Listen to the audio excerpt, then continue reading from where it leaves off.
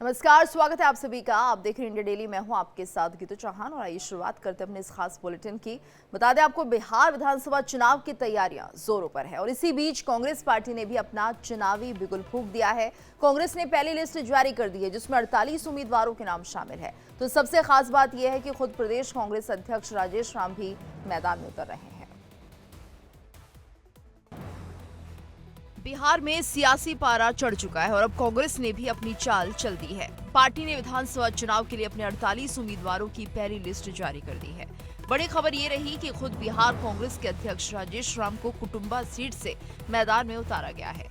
इससे साफ है कि कांग्रेस इस बार पूरी ताकत से चुनावी समर में उतरने जा रही है। राजेश राम ने नाम फाइनल होने के बाद कहा कि पार्टी ने जो जिम्मेदारी दी है वो उसे पूरी निष्ठा से निभाएंगे और जनता के बीच जाकर कांग्रेस का विजन लेकर जाएंगे। कांग्रेस की इस पहली लिस्ट में जातीय और क्षेत्रीय संतुलन का खास ख्याल रखा है। पुराने नेताओं के साथ साथ कुछ नए चेहरों को भी मौका दिया गया है, जिससे कि उन सीटों पर पार्टी की रणनीति स्पष्ट होती है। जहां महागठबंधन में सीट शेयरिंग का पेच फंसा था या जहां पुराने गढ़ों को फिर से हासिल करने का लक्ष्य है। इस सूची के साथ कांग्रेस के लिए जमीनी स्तर पर चुनाव प्रचार तेज करने का रास्ता खुल गया है। हालांकि वैशाली जैसे कुछ क्षेत्रों में भारी उम्मीदवारों को लेकर उपजा विरोध अभी भी पार्टी के लिए एक चुनौती बना हुआ है। हालांकि अब सबकी नजर इस बात पर है कि महागठबंधन के बाकी दलों के साथ सीट शेयरिंग कैसे होगी और क्या कांग्रेस की पहली लिस्ट चुनावी मैदान में असर दिखा पाएगी। तो बिहार में चुनावी हलचल तेज हो चुकी है और कांग्रेस भी पूरी तैयारी के साथ मैदान में उतर चुकी है। अब देखना ये होगा कि जनता किसे चुनती है और किसके सिर सजता है जीत का ताज।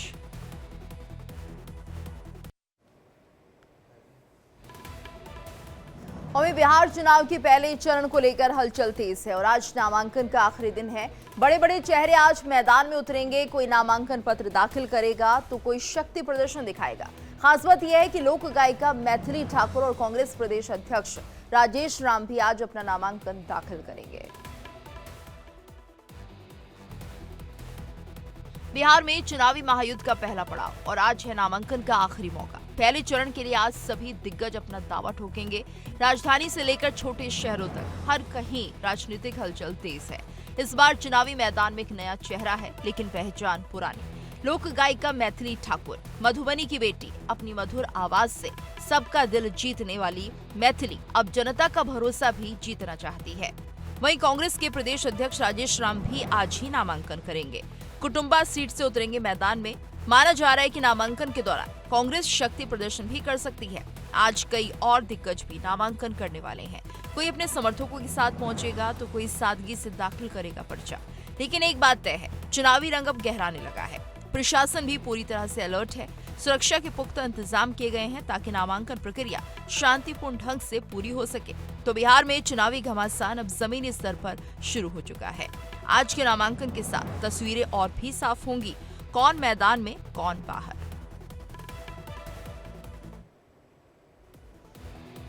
यूक्रेनी राष्ट्रपति वोलोदिमीर ज़ेलेंस्की वॉशिंगटन दौरे पर रहेंगे। यहां पर वो अमेरिकी राष्ट्रपति डोनाल्ड ट्रंप से मुलाकात करेंगे। दोनों नेताओं के बीच टॉमहॉक क्रूज मिसाइलों पर बात होगी। ट्रंप ने कहा कि वो रूस को टॉमहॉक मिसाइलें भेजने की सोच रहे हैं। अगर यूक्रेन को ये मिसाइलें मिली तो मॉस्को तक हमले कर सकता है।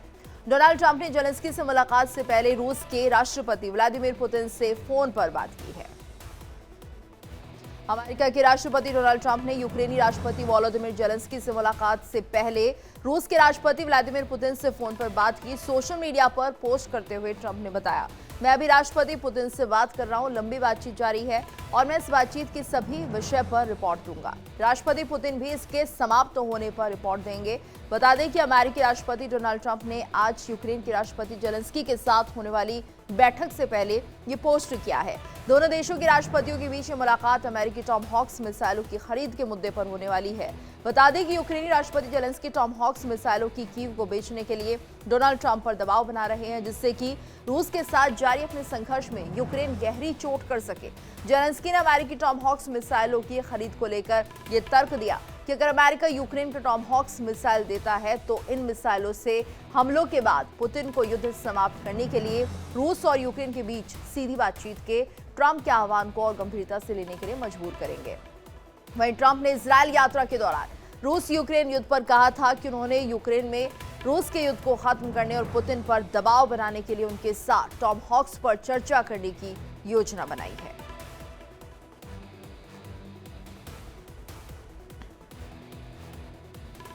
अमेरिकी राष्ट्रपति डोनाल्ड ट्रंप ने हमास को चेतावनी दी है कि अगर गाजा में लोगों की हत्या करना जारी रखा गया तो समझौते का हिस्सा नहीं था तो हमारे पास उन्हें मारने के अलावा कोई चॉइस भी नहीं बचेगी, हमें अंदर जाकर उन्हें मारना होगा।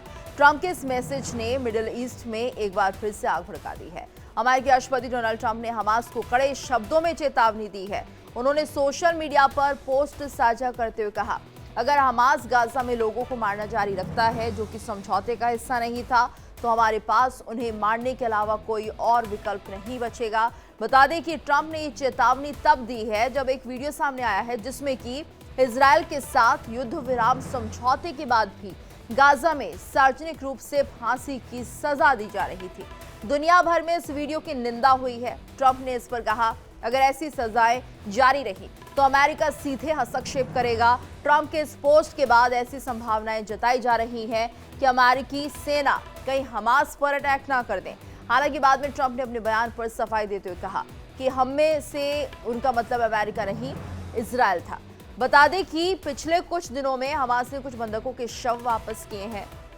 सोमवार से अब तक मृत बंधकों की वापसी की संख्या 9 बताई गई है, जबकि अभी भी कई शव गाजा में हैं। और इस बीच वो 20 बंधकों को सोमवार को रिहा कर रहा था। उनके बदले इजरायल ने 250 फिलिस्तीनी कैदियों और 1718 गाजा कैदियों को रिहा कर दिया था।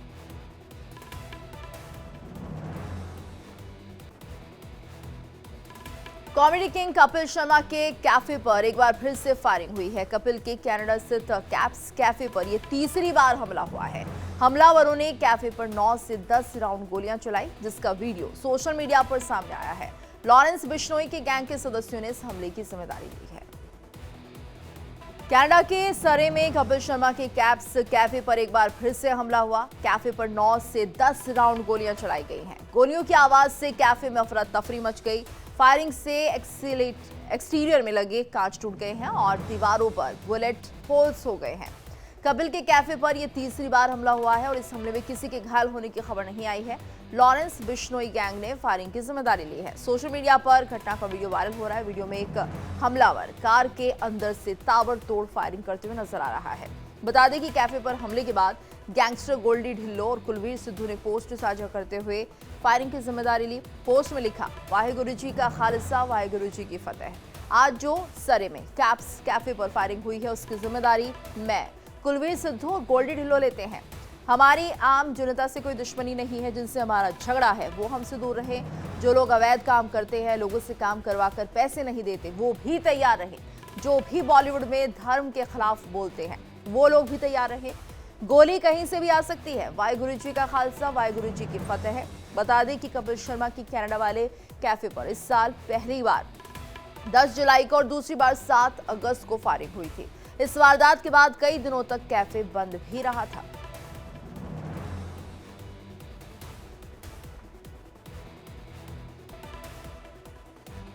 यूपी के बाराबंकी में पुलिस और बदमाशों के बीच मुठभेड़ हुई है। मुठभेड़ में एक वांछित अपराधी को गिरफ्तार कर लिया गया है, जहां गैंगस्टर एक्ट में वांछित अपराधी अफजल पुलिस की गोली से घायल हुआ।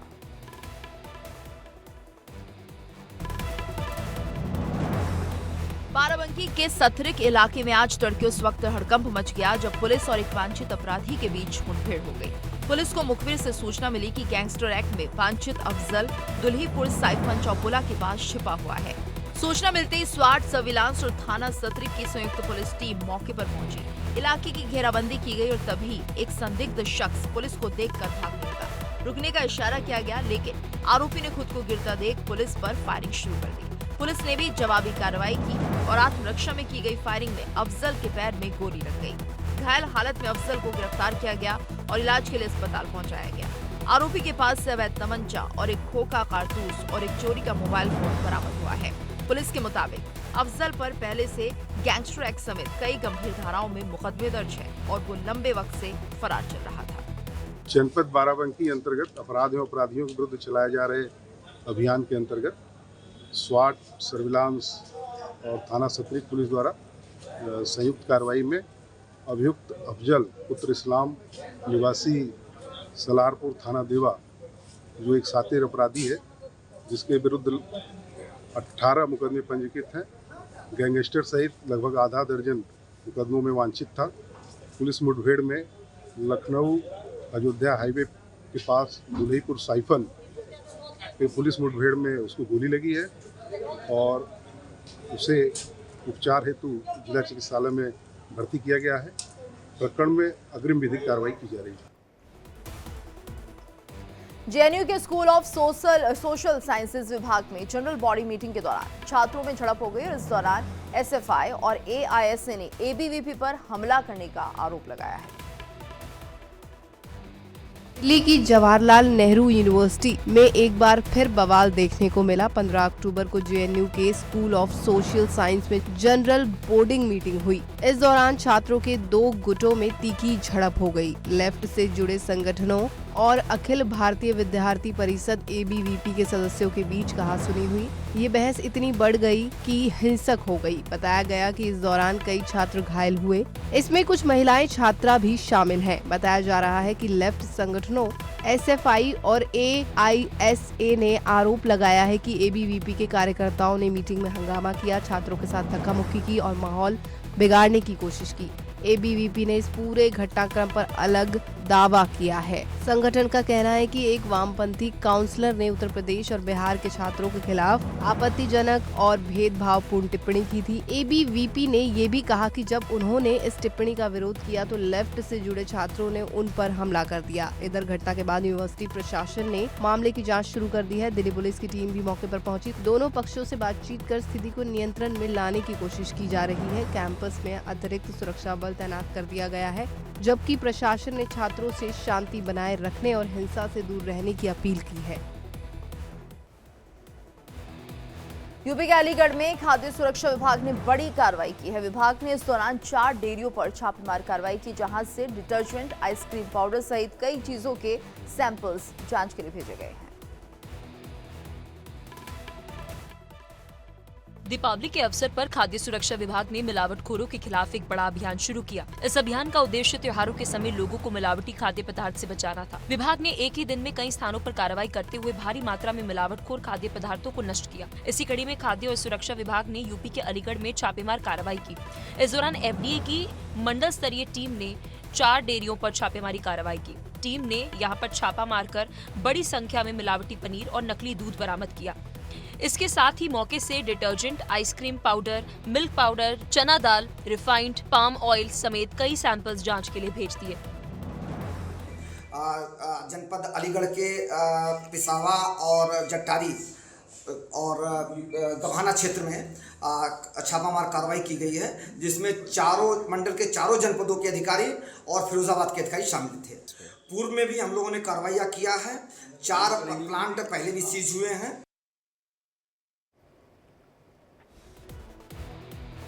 बिलासपुर के सरकंडा में एक बाइक पर 5 युवकों के खतरनाक स्टंट का वीडियो वायरल हो रहा है। पुलिस ने इस वीडियो पर कार्रवाई करते हुए सभी को हिरासत में ले लिया है। छत्तीसगढ़ के बिलासपुर में कुछ युवाओं के बीच पुलिस और प्रशासन का डर खत्म हो गया। यातायात व्यवस्था को धत्ता बताते हुए खुलेआम नियमों की धज्जियां उड़ाते घूम रहे हैं। ऐसे ही एक घटना का वीडियो सोशल मीडिया पर वायरल हो रहा है। वायरल हुए एक वीडियो में 5 युवक एक ही बाइक पर सवार नजर आ रहे हैं। वीडियो में दिख रहा है कि युवक बिना किसी सुरक्षा के बाइक पर लटके हुए हैं। बिना हेलमेट के युवक मुस्कुराते हुए सड़कों पर घूमते दिख रहे हैं। ये लापरवाही उनकी और दूसरों की जान के लिए भी बड़ा खतरा बन सकती है। वीडियो में न केवल लोगों की सुरक्षा को लेकर सवाल खड़े किए जा रहे हैं, बल्कि पुलिस को भी सक्रिय कर दिया है। वीडियो जैसे ही सोशल मीडिया पर वायरल हुआ, लोगों ने इसकी शिकायत पुलिस से कर दी। वीडियो की जांच करते हुए सरकंडा पुलिस ने बाइक और उसमें सवार युवकों की पहचान की। सभी को पकड़कर थाने लाया गया, उनसे पूछताछ की गई और सरकंडा पुलिस ने स्पष्ट किया कि वायरल फुटेज के आधार पर मोटर व्हीकल एक्ट और बीएनएस की संबंधित धाराओं के तहत सख्त कार्रवाई की जाएगी। साथ ही पुलिस ने चेतावनी दी कि ऐसे स्टंट करने वालों पर भविष्य में भी कड़ी नजर रखी जाएगी।